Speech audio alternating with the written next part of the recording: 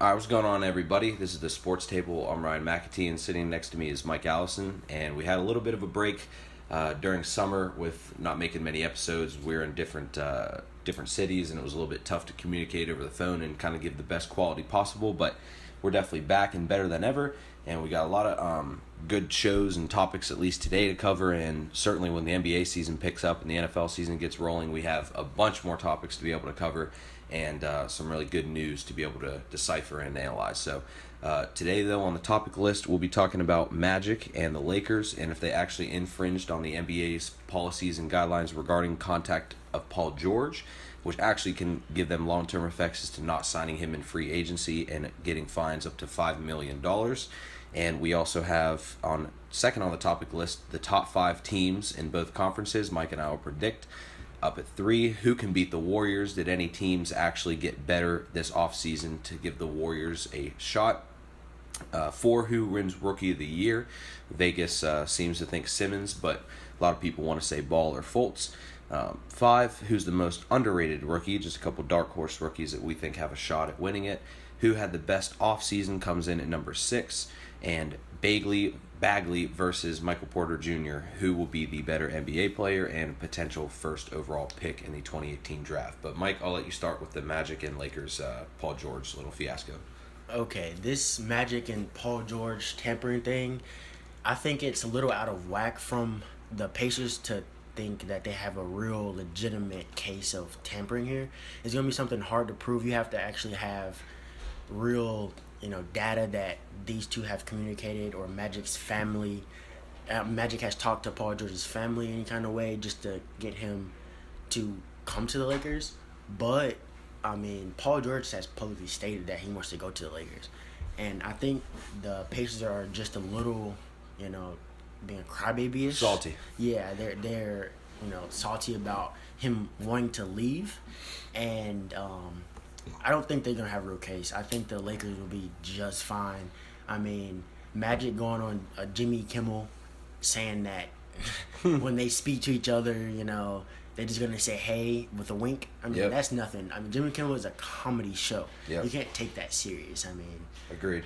Come on now. I think the Pacers are just mad they lost their star. Yeah, and plus he kind of, not badmouth their organization, but he demanded a trade. He said, I need to be out of here. I want to be out of here. I'm going to leave you guys anyway, so you might as well trade me.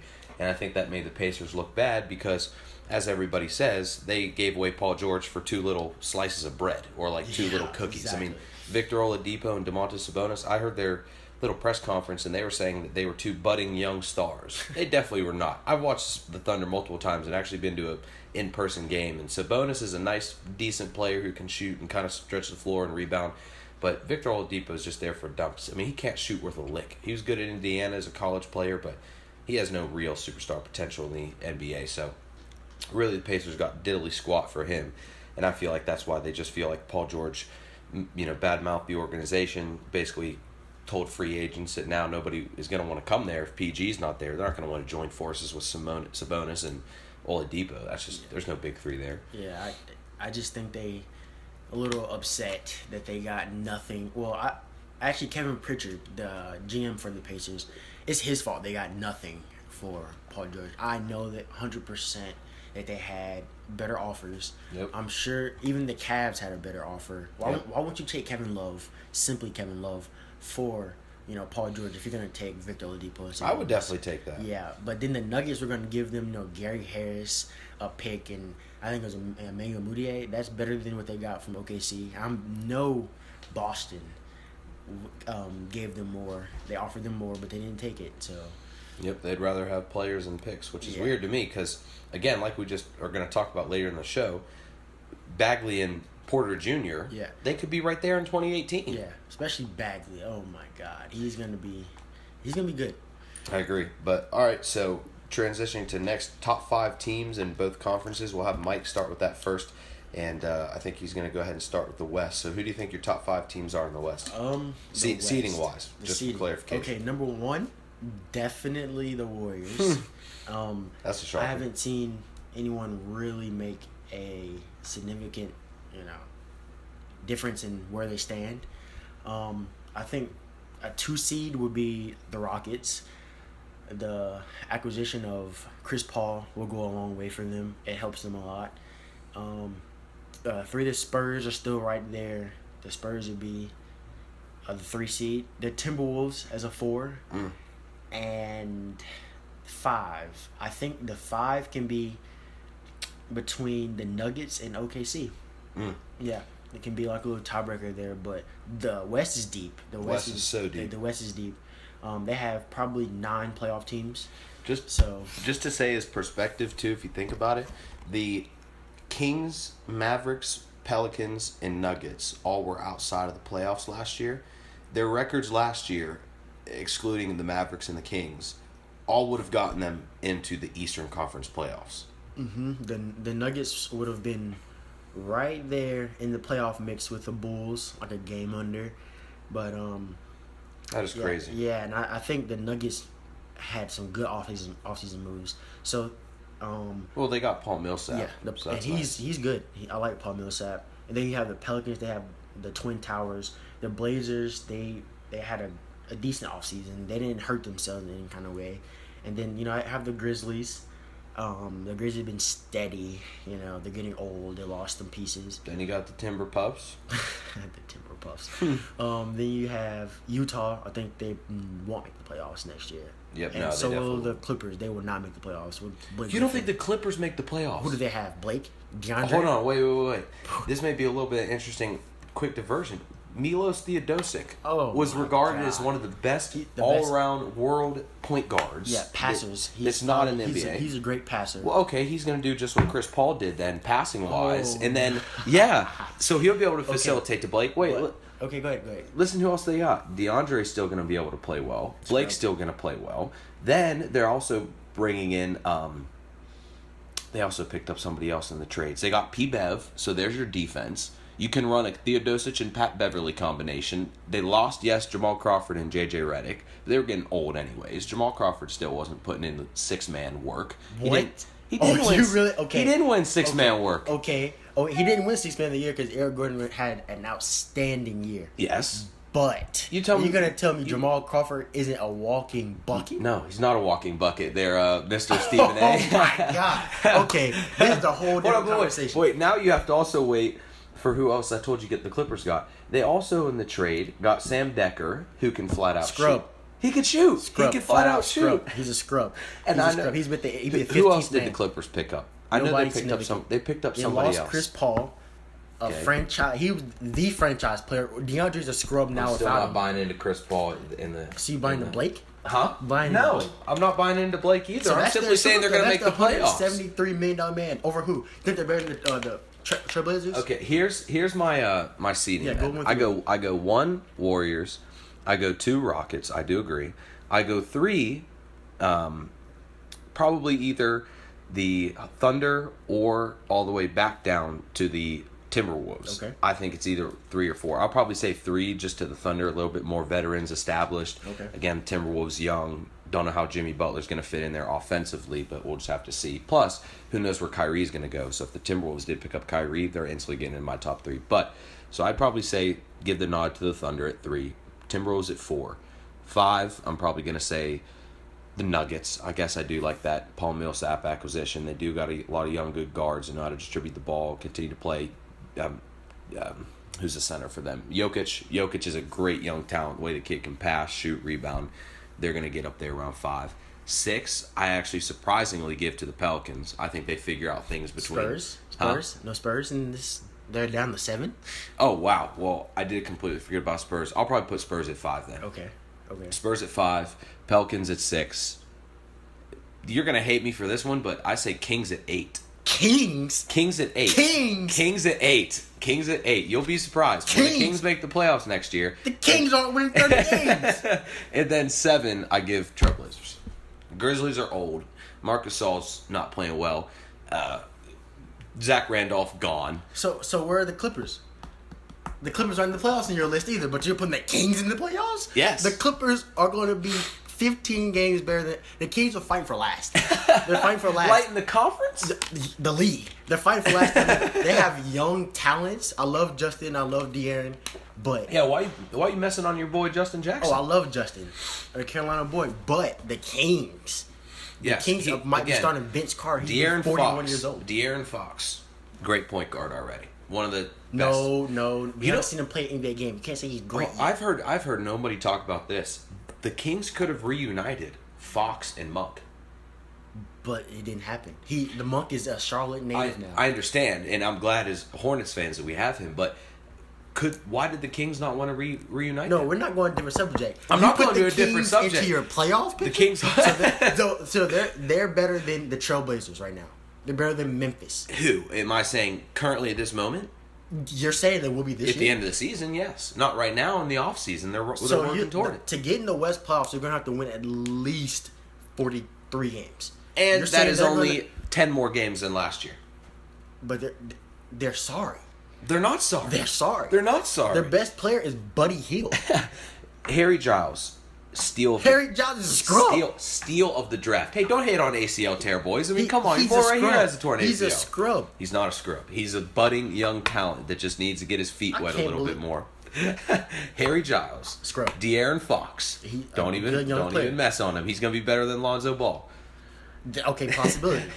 So De'Aaron Fox, Harry Giles, Willie Cauley-Stein. Harry Giles Hold on. One more time. Willie Cauley-Stein is a very good center, comparable to Where are you getting this very good? He's below average. Where are you getting this very good? Where are you getting this very good? Okay, Willie Cauley-Stein, a good center, budding young center. Scalabissiere, not good. A good not shooter. Very good. A good shooter.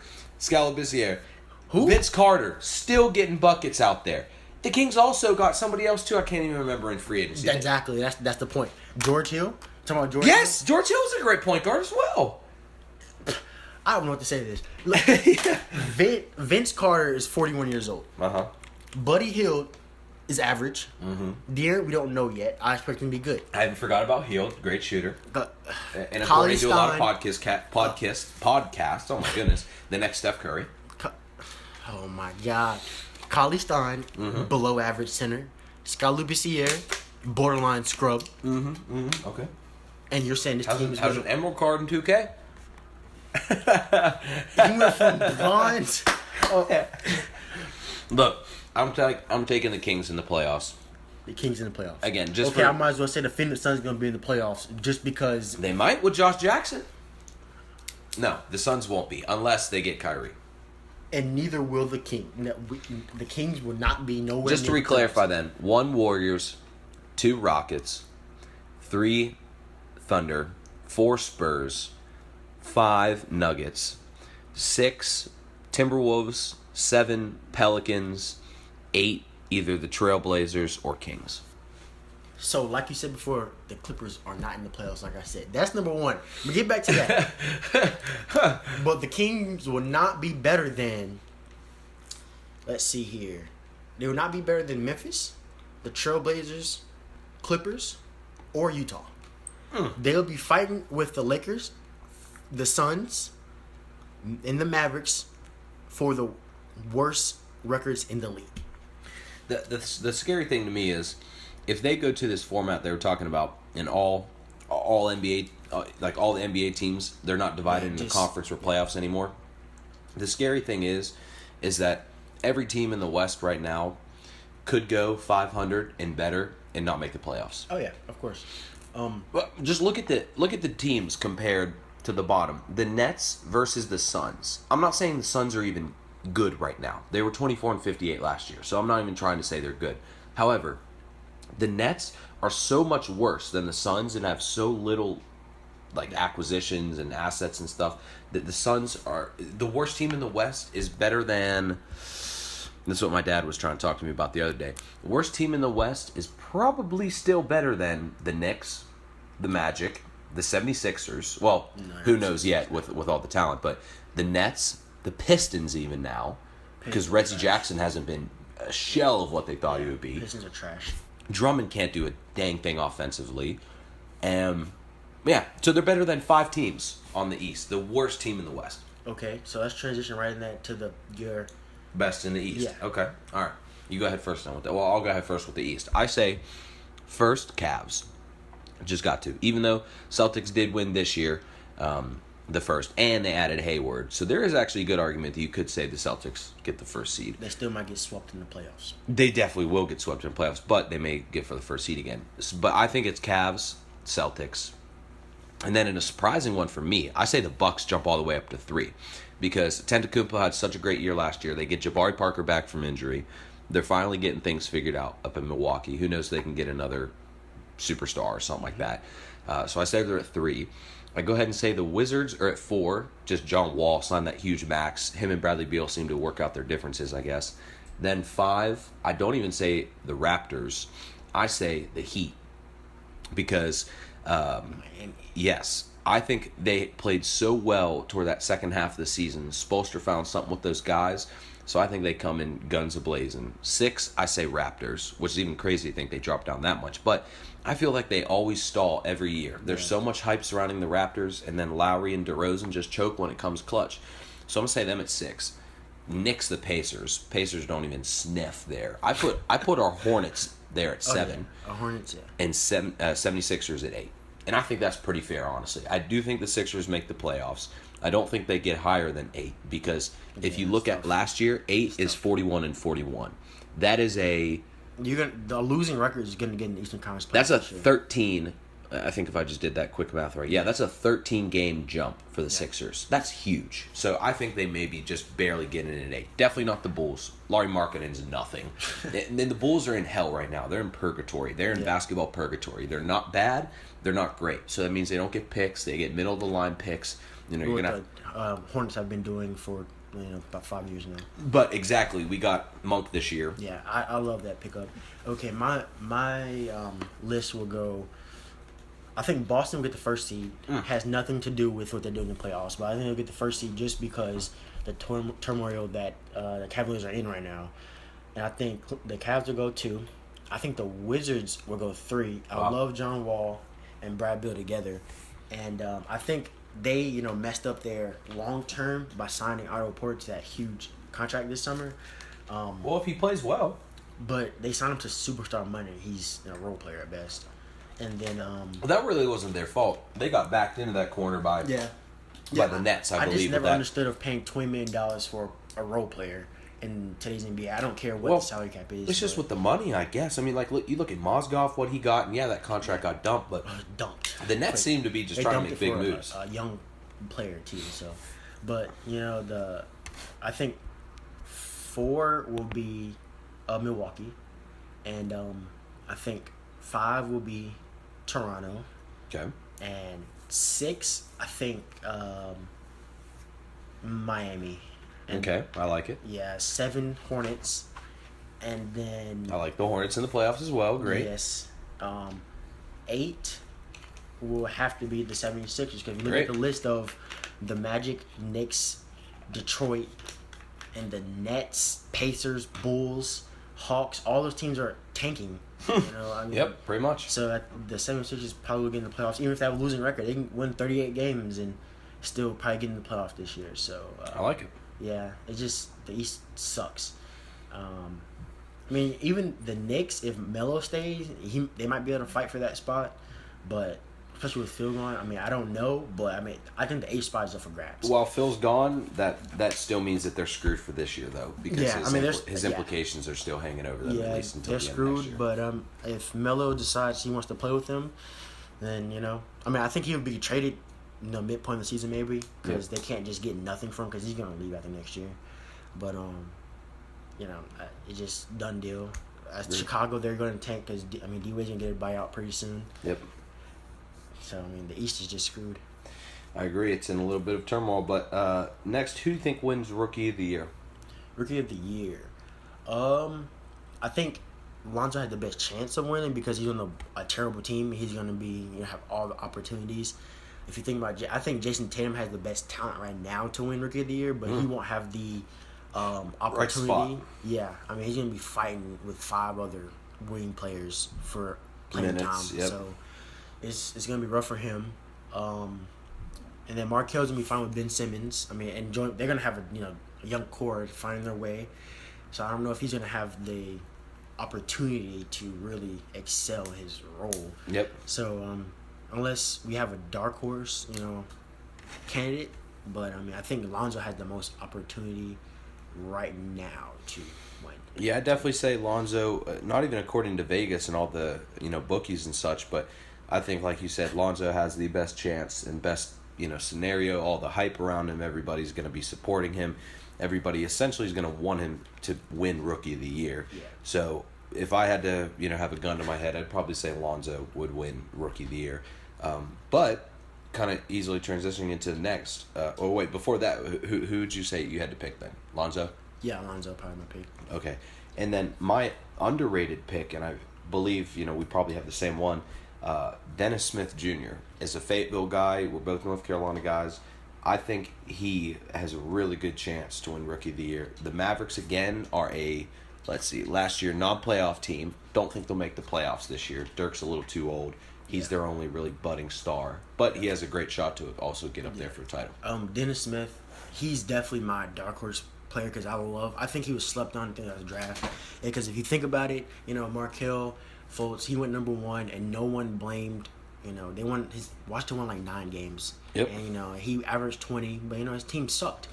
But Dennis Smith, he had the same problem. I mean, his team was bad. But they still won a little bit more. Yeah, and played they still tougher won a little teams. bit more. They played in the ACC. They Best conference in basketball. Yeah. Pretty much. So, I mean, it's just a matter of. I guess we watched Dennis Smith more. He was more on TV, on television. Exactly. So they blamed him for that. He went 9th. He dropped to 9th. I wish he would have dropped to 11th to the Hornets because I would have picked him quickly, even though we have Kemba. I would have put Kemba at 2 or something like that. Run them together. But I think he's definitely, the dark horse. You have, if I'm doing a dark horse, you can go with players that have the opportunity. Malik Monk have a lot of opportunity for us. Yeah, but I don't know if he has a Rookie of the Year talent. Yeah, I don't know if he has Rookie of the Year talent yet, but you never know. I mean, if he comes in, shoots the lights out of the ball. The scary thing is any other draft, otherwise than this year, I think years from now, this draft will be close to regarded as the best draft since LeBron, Bosh, and Wade. Because Josh Jackson is now, I'm talking about him, and he's the number 4 pick. Yeah. And he's could be starting day 1 in Phoenix. And I know you don't even like my guy Harry Giles, but he's not gonna play. But I'm saying, listen, who has all fallen so deep that any other year that they would have been so high. Monk would have been a lottery pick any other year. Yeah, I mean he was a lottery pick, but he wasn't. I mean like top 7. Exactly. 7 player, but it's a deep draft, so we have a lot of options. It's not like last year where Dario Saric won by default because he's the only rookie that made it to the end of the year. Yep, exactly. But we have probably. Well, no. What's his name won it? No, Dario won it, right? No. Malcolm Brogdon. Yeah, Brogdon. Malcolm Brogdon. Oh yeah, he was a second round pick. Yep. I don't think a second round pick is gonna win this year. Nope. So it's just a matter of who plays the best, who has the most opportunity. Except for Jason Tatum, I think he would have won it easily if he would have been. And he kind of got a little bit injured in summer league, and he was playing so well. But so moving on, who do you think had the best offseason then? I'll go ahead and start this one off.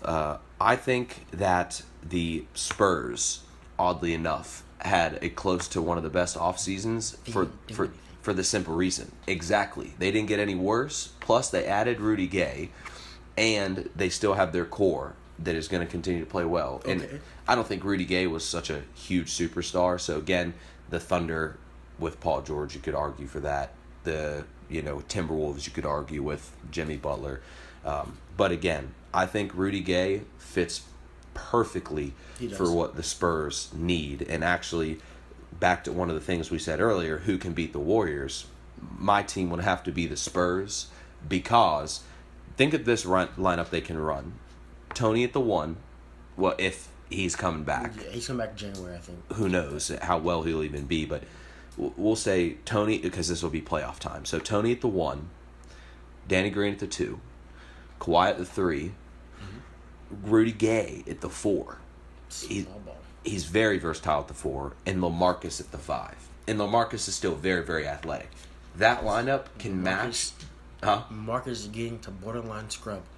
What? Borderline scrub. What? Did you see his playoff performance last year? Did you see it? You tell me you saw it. You can't defend it. You can't defend it. His playoff, he didn't want to play anymore. It seemed like he just wanted to leave. I mean, after Kawhi got hurt, he's the next guy. He's the next guy. I agree. He's letting 6 foot. I know Draymond's a beast, but come on. That's why I said that Rudy Gay will be able to fit a little bit better in there. They put LA at the 5. That will be able to match the Warriors' death lineup because I'm not saying Tony will be able to guard Steph. Don't even get that twisted. But the way that they are agile and quick at the 4 and the 5 position, the Warriors, when they take Pachulia out and put Durant at the 5 or Green at the 5 and Durant at the 4, I don't think it really matters this year anymore or ever in the NBA because just whoever grabs a rebound grabs a rebound. But I think LA and Rudy Gay at that combination will be able to match better than Pau Gasol against them because Pau Gasol is way old, man. He was getting shook out of his shoes. He's way too old. But if you're going to go that route of who had the best offseason, how can it not be the Warriors? The Warriors kept everyone and then stayed, in the range of, owner wanted to spend on luxury tax. So. And even got Caspi and Nick Young, who shot. They replaced, who was this scrub? Ian Clark. Yep. With Nick Young. Yep. It's a guy is he in the league anymore, Ian Clark? So, I think they had, the best offseason, but if you want to go for argument's sake, I'd have to say that between the Rockets and the Nuggets had the best offseason. The Rockets, they got Chris Paul. They got a step closer. They didn't lose too much. They replaced, Lou Williams and Patrick Beverly with Chris Paul. I think anybody in the league would do that. So, I mean, they are making, strides towards beating them. And if you give him one more season, and Daryl Morey, he does a phenomenal job of clearing cap space and adding superstars. So I would never count him out in next year's, offseason of grabbing another superstar. But I think the Rockets probably had the best offseason. So. And I don't know if you saw this, but in a summer league yesterday, or even today, I'm not too sure. I think it was yesterday. James Harden threw CP3 a lob, and CP3 caught that and threw it down. They've been playing together a lot, but I really want to see how they play against NBA competition. Sure. I think John Wall's nasty. He was playing that too. He was guarding both of them. Yep. And he's nasty though. Well, we appreciate you all tuning in and joining us for a whole new, not necessarily season, but a new rebrand and everything of the Sports Table, and we'll be pumping out way more great content. We're going to try to do 3 times a week to start out, and then probably even transition to daily uploads and podcasts. Yeah, we'll try to get a more specific time for you guys. Yep, exactly. And probably around noon, but it's just around how our schedules go and how we can get the best content and best quality out for you guys in the right time frame. So, yep, and also when you're listening to this right now, based on when it's going to be uploaded, go ahead and search YouTube for The Sports Table. That is our YouTube channel, and we will be uploading the podcasts to there from now on. So this last one will probably go in Podomatic and iTunes, and then from there, we'll also probably dual upload and do it to YouTube as well. So go ahead and check out The Sports Table on YouTube. We appreciate everything, you guys, and we're signing off.